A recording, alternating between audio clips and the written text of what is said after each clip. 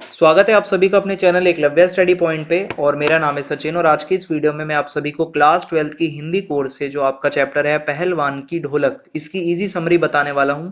तो चलिए वीडियो को हम स्टार्ट करते हैं। आपको बताना चाहूंगा आप इंस्टाग्राम पे मुझे फॉलो कर सकते हैं। मेरा यूजर नेम आप सभी के सामने है। अगर आपकी कोई भी प्रॉब्लम हो तो आप आके मुझसे पूछ सकते हैं। अगर आप हमारा टेलीग्राम ग्रुप ज्वाइन करना चाहते हो तो क्लास 12 ESP न्यू ग्रुप, आप ये सर्च मार के टेलीग्राम से ज्वाइन हो सकते हैं।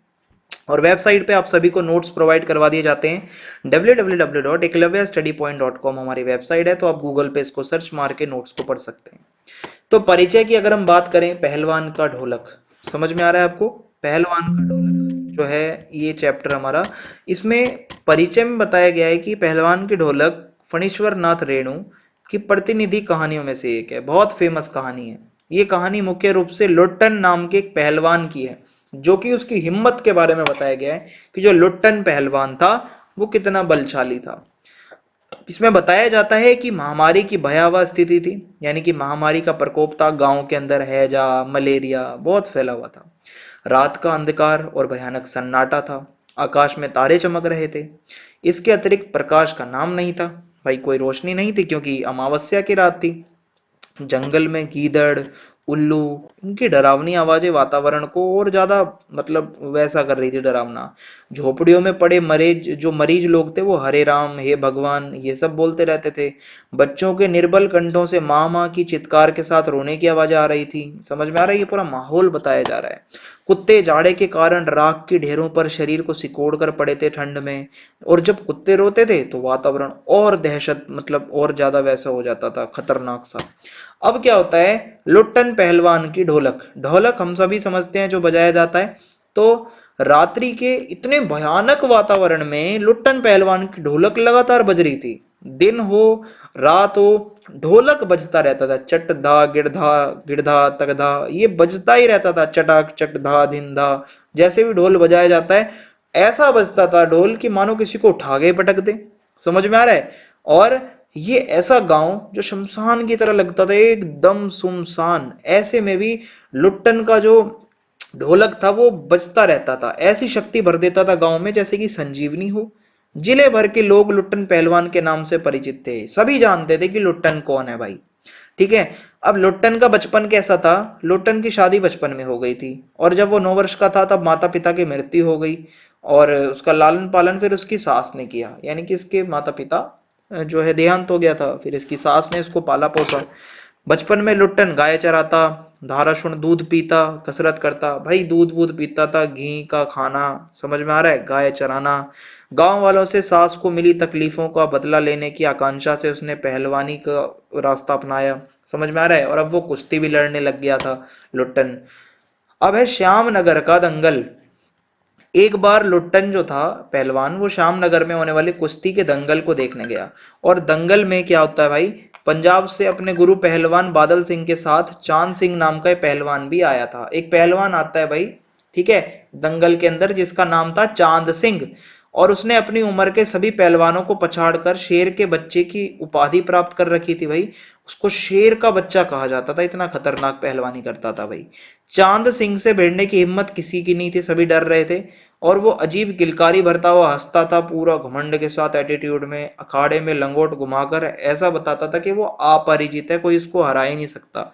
श्यामनगर के राजा चांद सिंह को अपने दरबार में रखने की सोच ही रहे थे। यानी कि राजा का मन आ गया था भाई इस पे कि ये तो बहुत ही खतरनाक बंदा है, पावरफुल। तो लुट्टन ने चुनौती दे दी भाई। लुट्टन जो एक पहलवान, यानी कि उसने चांद सिंह को चुनौती दे दी।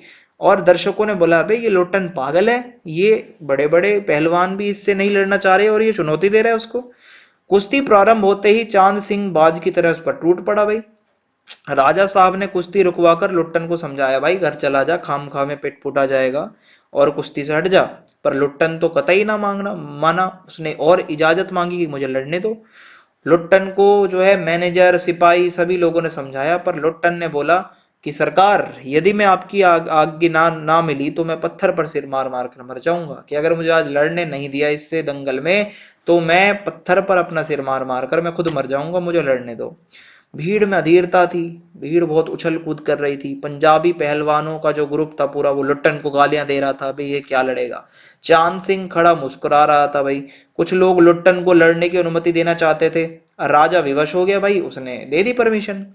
और बाजे बजने लगे, ढोल नगाड़े। लेकिन लुट्टन का ढोल जो था वो अपनी ही धुन में बज रहा था। आपको याद हो, लुट्टन का दिन हो चाहे रात हो, ढोल बजता रहता था, तिगड़धा तिगड़धा। ठीक है। चांद सिंह ने लुट्टन को कसकर दबा लिया। वह गर्दन पर कोहनी डालकर चित्त करने की कोशिश कर रहा था भाई, उसको बेहोश करने की। दर्शक व चांद सिंह का गुरु बादल सिंह चांद सिंह को उत्साहित कर रहे थे, सभी आवाजें लगा रहे थे, चांद सिंह चांद सिंह। ठीक है। लुट्टन की तो आंखें बाहर आ रही थी भाई, छाती फटने को हो रही थी, ऐसा दबोच रखा था उसने। उसके साथ केवल ढोल की आवाज थी। समझ में आ रहा है, जिसकी ताल पर वो अपनी शक्ति, हिम्मत, दांव पेच सब दिखा रहा था। ढोल उसको मोटिवेट कर रहा था यहाँ पे। ढोल ने धाक दिना तिरकट दिना, समझ में आ रहा है, ये धुन पूरी बजाई जा रही थी, उस पे आवाज आ रही थी। और जिसका अर्थ लुट्टन ने लगाया, दाव काट बाहर हो जा। और लुट्टन ने नीचे से निकलकर चांद सिंह की गर्दन कब्जा ली। और ढोल ने चटक धा, यानी कि उठा पटक दे, कहा कि लुट्टन ने चांद सिंह को जमीन पर दे मारा। और ढोलक ने फिर कहा, धिना धिना धिक धिना, यानी कि चांद सिंह को लुट्टन ने चारों खाने चित्त कर दिया। इस तरीके से पहलवान जो था लुट्टन सिंह, लुट्टन जो है वो किस तरीके से अपने ढोलक के सारे दांव पे चल रहा था। ढोलक ने फिर कहा, दा गिड़गिड़, यानी कि वाह बहादुर की ध्वनि की तो जनता ने माँ दुर्गा की, महावीर जी की, राजा श्यामनंद की जय जयकार कर दी भाई। सभी जय जयकार करने लगे, माँ दुर्गा की जय हो। लुट्टन ने श्रद्धा पूर्वक ढोल को प्रणाम किया, राजा साहब को गोद में उठा लिया। भाई लुट्टन जीत रहा है हमारा यहाँ पे। राजा साहब ने लुट्टन को शाबाशी दी भाई, वाह लुट्टन। लुट्टन को सदा के लिए अपने दरबार में रख लिया भाई।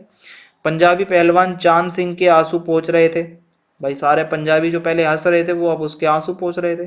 दूसरी ओर राज पंडित, क्षत्रिय मैनेजर दबी जबान से उसकी नियुक्ति का विरोध कर रहे थे।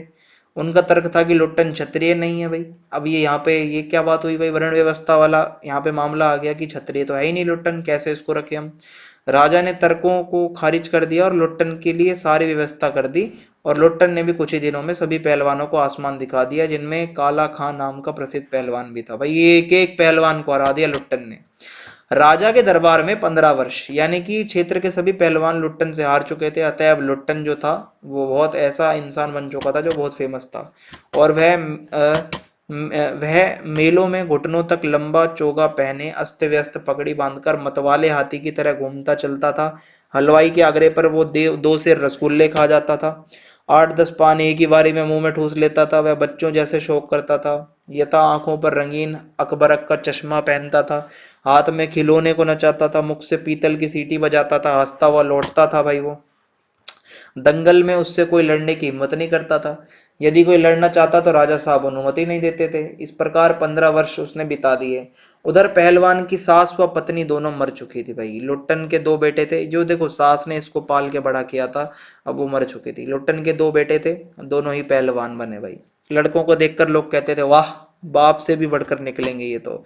दोनों ही लड़के राज दरबार के भावी पहलवान घोषित हो चुके थे भाई। राज दरबार में इनकी पोस्टिंग हो गई। तीनों का भरण पोषण दरबार से हो रहा था। लुट्टन ने लड़कों से कहा, मेरा गुरु कोई आदमी नहीं, मेरा ढोल है, मेरे ढोल से ही मुझे सब पता चला है। अतः अखाड़े में उतरने से पहले ढोल को प्रणाम हमेशा करना। उसने लड़कों को पहलवानी के सब गुण सिखा दिए थे भाई। अब राजा की मृत्यु देखो, अचानक राजा का स्वर्गवास हो गया, वो मर गए। और नए राजकुमार ने विलायत से लौटकर राजकाज अपने हाथों में ले लिया। राजकुमार ने प्रशासन को चुस्त दुरुस्त करने की दृष्टि से तीनों पहलवानों की छुट्टी कर दी। अतः तीनों बाप बेटे ढोल कंधे पर रखकर अपने गांव लौट आए भाई, निकाल दिया उन्हें। गांव वाले किसानों ने इनके लिए एक झोपड़ी डाल दी, जहां ये गांव के नौजवानों और गालों को कुश्ती सिखाने लगे। तीनों भाई बाप बेटे और जितने भी थे ये। खाने पीने के खर्च की जिम्मेदारी गांव वालों ने ले ली, किंतु गांव वालों की व्यवस्था भी ज्यादा दिन तक ना चल सकी भाई, कब तक कोई फ्री में खिलाएगा। अतः अब लुट्टन के पास सिखाने के लिए अपने ही दोनों पुत्र थे। अब क्या होता है भाई, लुट्टन का अंतिम समय आ गया। गांव पर भयानक संकट आ गया। पहले सूखा पड़ा, अन्न की कमी हो गई, फिर मलेरिया हैजा ये सब आने लगा गांव में। घर घर के खा मतलब गांव के घर खाली हो गए। प्रति दिन 2-3 मौत होने लगी। लोग एक दूसरे को ढांढस बधाते। लोग भाई बहुत परेशान हो गए। सूर्यास्त होते ही वे घरों में घुस जाते, सब चुप रहते भाई। मातम का माहौल था गांव में। ऐसे में केवल पहलवान की ढोलक बजती थी भाई। ठीक है, गांव के अर्धमृत औषधि उपचार पथ्य विहीन प्राणियों में ढोलक की आवाज संजीवनी शक्ति भरती थी। इसीलिए ये ढोलक बजाया जाता था कि लोग इतने गम में दुख में भी इस ढोलक की आवाज सुन के मोटिवेशन पाते थे। ऐसी स्थिति में एक दिन पहलवान के दोनों बेटे भी चल बसे। एक लंबी सांस लेकर लोटन ने कहा, दोनों बहादुर गिर पड़े। देखो भाई, इस तरीके से इसका अंतिम समय चल रहा था। उस दिन लोटन ने राजा साहब द्वारा दी गई रेशमी जंघिया पहनी, शरीर में मिट्टी मलकर कसरत की और फिर दोनों पुत्रों को कंधे पर लाद कर नदी में बहा आया भाई। और इस घटना से गांव वालों की भी हिम्मत टूट गई। शिष्यों ने बताया कि उनके गुरु ने इच्छा प्रकट की थी कि उनके शरीर को चिता पर पेट के बल लेटाया जाए, चित्त नहीं। ठीक है, और उनकी चिता को आग देते समय ढोल अवश्य बजाया जाए। ये सब चल रहा था भाई। ठीक है, 4-5 दिन बाद जब एक दिन रात को ढोलक नहीं बोली, तब प्रातः जाकर शिष्यों ने देखा कि पहलवान की लाश चित पड़ी है। इस तरीके से ये भाई था पूरा चैप्टर आपका। आपको पता चला होगा पहलवान की ढोलक में क्या बताना चाह रहा था ये पूरा चैप्टर में, कि कितना ज्यादा लोटन पहलवान बहादुर था।